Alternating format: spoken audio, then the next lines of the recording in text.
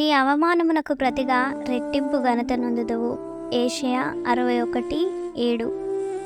సియోనుకు కలుగు నిత్యరక్షణను, ఉల్లాసమును, ఆశీర్వాదమును తెలియజేస్తూ దేవుడు ఈ మాట సెలవిచ్చెను. నీవు ఘనత నొందాలంటే 1. దేవుని మందిరములో గడపాలి. కీర్తన 84, 10, 11, 96వ అధ్యాయం 6. 2. వ్యర్థమైన వాటిని వెంబడించకూడదు. 2వ దినవృత్తాంతములు 17:5. 3. నీవు హృదయ గర్వమును విడిచిపెట్టాలి. 2వ దినవృత్తాంతములు 32వ అధ్యాయం 26వ వచనం నుండి 27వ వచనం వరకు. 4.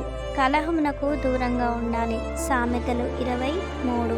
5. క్షమించే స్వభావమును కలిగి ఉండాలి. సామెతలు 19:11. 6.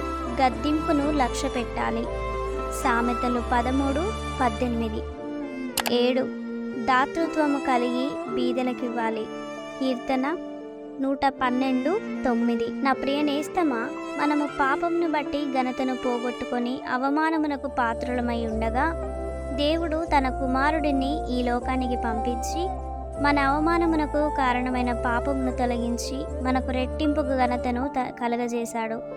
నేడు నీవు యేసును ఆశ్రయించగలిగితే దేవుడు నీ పాపాలన్నింటినీ క్షమించి నీవు ఎక్కడైతే అవమానం పొందావో అక్కడే దేవుడు ఘనతను కలుగజేసి ఘనమైన వ్యక్తిగా నిన్ను నిలబెట్టును. ఆమేన్.